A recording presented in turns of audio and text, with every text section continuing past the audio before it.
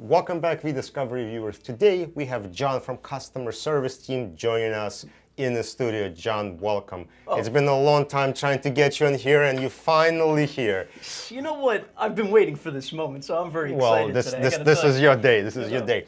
So the reason why John is here is he had an interesting call with a client who had a question about a phone collection. So what we wanted to do is talk about it and kind of tell you what happened on the call. And just talk a little bit about forensic acquisition of phones. So John, what was the initial call you had with the client? What did they want to do? Well, basically what transpired was it was the usual, person reached out, they needed some sort of phone to be, imaged in some capacity. Yeah. So, we took our usual measures as far as okay, what kind of phone is it? And, what exactly is going on as far as the case? Is this something where it may turn into more than just the phone? Is there any other devices involved? Is there a situation where we may need to host this data for you in some capacity?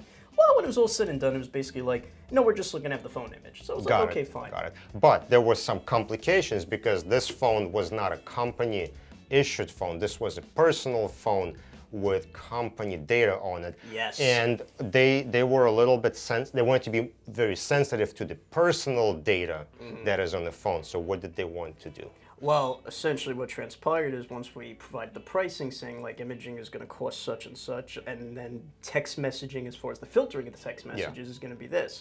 And then they came back with, we're really not looking to get everything off the phone, really looking to just focus on the text messages. Yeah, and that's kind of what we normally do is we take the image of the entire phone and preserve everything. And because this was a personal phone, and I don't know the details of it, maybe it was sort of a sensitive situation where they did not even want to touch the personal stuff. They say, can you just extract text messages that are related to our business so we could get them off the phone and examine them? So, basically, which Nick over here can attest to, is the fact that because it ended up being an Android, we were able to do it because of the fact that Android has those capabilities. Am I right, Nick? Yep, that was the interesting situation because normally we would not be able to do it on an iOS device, but because it was an Android device, we were able to or we would have been able to, I don't know what the status of the job is, to connect the phone to a forensic software, launch a special collection application on the Android device itself, and collect all the text messages. And the only difference is we could not tell the difference between business text messages and personal. So in that case, we could not separate it, which, of course, is the case because there's no way to know what is business and what's personal. However, we would not be grabbing people's personal photographs and things like that. And I believe that was sort of the intent. We don't want to see your family pictures.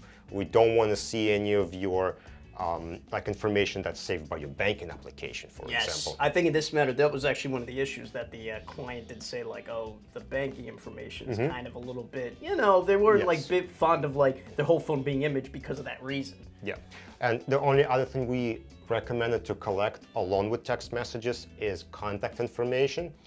This way we can associate phone numbers and names, and this would help our client to make better sense of the text messages themselves. Yeah.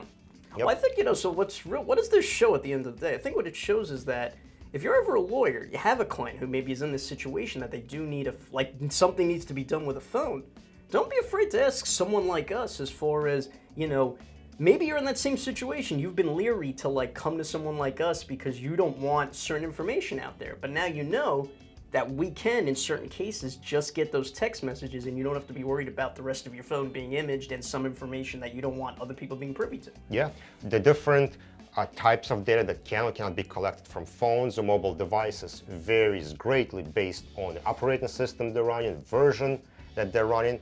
So that's the best advice, is to just ask, saying, look, we are trying to do so-and-so, is that possible? And if it's not possible, we'll just tell you, no, you don't want to do that, we'll just do a full phone collection. Or if we can do a partial, we can do that as well.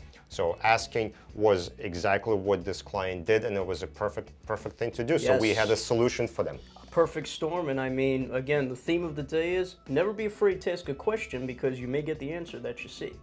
All right, thank you, John. Guys, don't forget to follow ediscovery on social media networks listed on your screen. And for previous videos, check us out on YouTube. Thank you for watching.